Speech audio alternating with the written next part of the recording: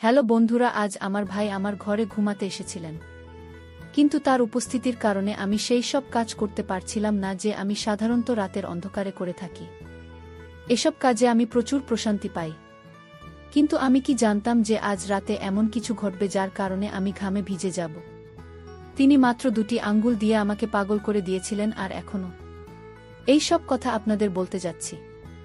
আমার নাম কবিতা। আমার বয়স 30 বছর এবং আমি এখনও অবিবাহিত। আমি এখনও বিয়ে করিনি এবং ভাবছিলাম যে হয়তো কখনোই বিয়ে করব না। একবার প্রেমে ধোঁকা খেয়েছিলাম এবং সেই দিনে আমি প্রেম করা ছেড়ে দিয়েছিলাম, কারণ আমি ঠিক করে নিয়েছিলাম যে আর কখনোই কোনো ছেলের ফাঁদে পড়ব না। এই কারণেই আমি বিয়ে করিনি।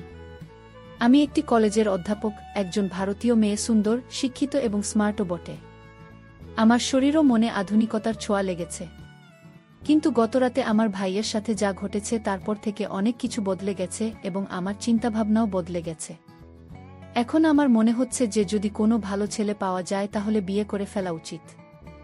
গত রাতের কথা বলি। আমার ভাই, যার বয়স 40 বছর, তিনি সেনাবাহিনীতে কাজ করেন, আর আমার ভাবির মৃত্যু হয়েছে। সম্প্রতি একটি বাস দুর্ঘটনায় রাতের বেলা আমরা খাবার খেয়ে কিছুক্ষণ টিভি দেখছিলাম। তারপর আমি আর ভাই ছাদে হাঁটতে গেলাম। ভাই গ্রাউন্ড ফ্লোরে ঘুমান আর আমি ফার্স্ট ফ্লোরে আমার পাশের ঘরে আমার ছোট ভাই ঘুমায়। রাত প্রায় 1টার দিকে আমরা দুজন নিচে নেমে এলাম। তখন ভাই আমার ঘরে এসে বললেন, কবিতা, এখনো ঘুম আসছে না, চলো গল্প করি। আমরা দুজন বিছানায় শুয়ে গল্প করতে লাগলাম। মাঝে মাঝে ভাই তার মোবাইলে গেম খেলছিলেন আর আমি আমার মোবাইলে লোকেদের স্ট্যাটাস দেখছিলাম। এমন সময় জোরে বৃষ্টি শুরু হয়ে গেল আর হালকা ঠান্ডা বাতাসও বইতে লাগল, যা আমরা দুজনে খুব পছন্দ করি। দেরাদুনের হাওয়াতে এমনিতেই খুব ভালো। কিছুক্ষণ পর ভাই ঘুমোতে শুরু করলেন। আমি বললাম, ভাই, আপনি আপনার ঘরে যান, আপনার ঘুম পাচ্ছে ভাই না। খুশরা বললেন, কবিতা, আমাকে বিরক্ত করো না প্লিজ। কথা বলে তিনি চোখ বন্ধ করে 2 মিনিটের মধ্যে গভীর ঘুমে চলে গেলেন। আমি উঠে বাথরুমে গিয়ে আমার জামাকাপড় বদলে নিলাম, কারণ আটোসাটো জায়গায় আমার ঘুম আসে না। তারপর আমি ফিরে এসে বিছানায় শুয়ে গল্প করতে লাগলাম। এই দিনগুলোতে আমি অনেক ভালো গল্প করতে পারছি। আমার ভাই ঘুমিয়ে পড়েছিলেন আর আমি সেই সব কাজ করতে পারছিলাম না যে আমি সাধারণত রাতের অন্ধকারে একা ঘুমানোর সময় করে থাকি। কিন্তু আজকের ভাইয়ের কারণে আমি বেশি কিছু করতে পারছিলাম না, তাই মোবাইল রেখে ঘুমানোর চেষ্টা করলাম। কিন্তু গল্পের চিন্তা আমার মাথায় ঘুরপাক খাচ্ছিল আর ঘুম আমার থেকে দূরে সরে যাচ্ছিল। রাত গভীর হতে লাগল আর আমার মনে এক অদ্ভুত অস্থিরতা বাসা বাঁধতে লাগল। ঘুম তো ছিলই না, আর মাথায় সেই গল্পই চলছিল যে আমি ঘুমানোর আগে পড়েছিলাম। সেই গল্পটি আমার ভেতরে এক অদ্ভুত আলোড়ন তুলে দিয়েছিল, আর আমি নিজেকে শান্ত করতে পারছিলাম না। ভাই পাশেই ঘুমোচ্ছিলেন আর তার নাক ডাকার শব্দ আমাকে আরও বেশি বিভ্রান্ত করে তুলছিল। যদি তিনি সেখানে না থাকতেন তাহলে হয়তো আমি নিজেকে সেই গল্পের অংশ বানিয়ে নিতাম আর সেই সব কাজ করতাম যা আমাকে রাতের অন্ধকারে একা করতে ভালো লাগে। কিন্তু আজকের রাতটা ছিল একটু আলাদা। আমি আমার নিজের চিন্তায় ডুবে গিয়েছিলাম। এমন সময় হঠাৎ ভাই পাশ ফেললেন আর সোজা হয়ে বসলেন। আমার চোখ অজান্তেই সেই দিকে চলে গেল আর আমি যা দেখলাম তাতে আমার পাতলায় মাটি সরে গেল। ভাই খুব পাতলা ধুতি পরেছিলেন আর তার কারণে এমন কিছু দেখা যাচ্ছিল যে দেখে আমার লজ্জা করে গেল। আমার অবস্থা আরও জটিল হয়ে গেল। লজ্জা তো দূরের কথা, আমি আমার চোখ তার দিক থেকে সরাতেই পারছিলাম না। মনে এক অদ্ভুত অস্থিরতা চলছিল। একদিকে আমি নিজেকে নিয়ন্ত্রণে রাখার চেষ্টা করছিলাম আর অন্যদিকে আমার ভেতরের অস্থিরতা বেড়েই চলছিল। সত্যি বলতে কি, এখন আর আমি সহ্য করতে পারছিলাম না। প্রতি মুহূর্তে মনে হচ্ছিল যে যদি আমি নিজেকে নিয়ন্ত্রণে না রাখি তাহলে কিছুই হতে পারে, আর এই অবস্থা থেকে বেরিয়ে আসা আমার পক্ষে অসম্ভব হয়ে যাবে। আমার হৃৎস্পন্দন বেড়ে গেল আর মনে ভয় ঢুকে গেল যে যদি কিছু ভুল হয়ে যায় তাহলে ভাই আমার সম্পর্কে কি ভাববেন, ভাইদের চোখে আমি কেমন দেখাবো। এই প্রশ্নগুলো আমাকে আরও বেশি অস্থির গড়ে তুলছিল। কিন্তু অন্যদিকে আমার মনে গভীর ইচ্ছাও ছিল যা আমাকে বারবার সেই দিকে টানছিল যেন আমি যা ভাবছি তা পূর্ণ করে ফেলি। আমার ভেতরের দ্বন্দ্ব এখন চরমে পৌঁছে গেছে। প্রতি মুহূর্তে আমি নিজের সাথে লড়াই করছিলাম, কিন্তু কোথাও যেন মনে সেই পুরনো গল্প আবার উকি দিচ্ছিল আর তার কারণে আমার ইচ্ছা আরও বেড়ে যাচ্ছিল। এখন প্রশ্ন ছিল যে আমি কি ভাইকে এই ঝড় থেকে বাঁচাতে পারব, নাকি ভাই আমাকে তার কবজায় নিয়ে নেবেন। রাতের পরিবেশ আগে থেকেই অদ্ভুত ছিল আর তার উপর ভাইজের ফোন বেজে উঠল। সম্ভবত কেউ তাকে মেসেজ করেছিল। আর ফোনটা আমার পাশেই রাখা ছিল। কারণ ভাই তাকে চার্জ লাগিয়ে রেখেছিলেন, ঘুমানোর আগে ভাই গভীর ঘুমেছিলেন। কিন্তু ফোন একের পর এক মেসেজ আসছিল, আর তার আওয়াজ আমার অস্থিরতা আরও বাড়িয়ে দিল। আমি ভাবলাম ফোনটা সাইলেন্ট করে দিই, তাতে আওয়াজ বন্ধ হয়। কিন্তু সাথে সাথে আমার মনে প্রশ্ন জাগল, এত রাতে ভাইকে কে মেসেজ করছে?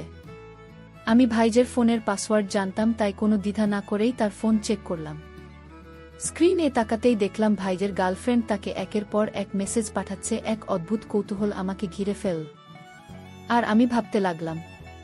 শেষ পর্যন্ত সেই ভিডিওটা কি নিয়ে আমি ভাবলাম একবার দেখেই নি ভিডিওতে কি আছে। ভিডিও চালু করতেই আমার চোখ যেন থমকে গেল। আমি যা দেখছিলাম তা বুঝতেই পারছিলাম না। ভিডিওতে যা দেখানো হচ্ছিল তা আমি কখনো ভাবতে পারিনি। একটি ভিডিও শেষ হতেই আমার মধ্যে পরের ভিডিও দেখা তীব্র ইচ্ছা জেগে উঠল। আমি পরের ভিডিওতে ক্লিক করলাম, আর মুহূর্তের মধ্যে সব ভিডিও দেখে ফেললাম। প্রতিটি ভিডিও আমার অবস্থাকে আরও খারাপ করে দিল। আমি বুঝতে পারছিলাম না আমি কেন এসব দেখছি, এটা আমার এত ভালো লাগছে কেন, তবুও আমি থামতে পারছিলাম না। আমার হাত কাঁপছিল, কিন্তু চোখ স্ক্রিন থেকে সরাতে পারছিলাম না।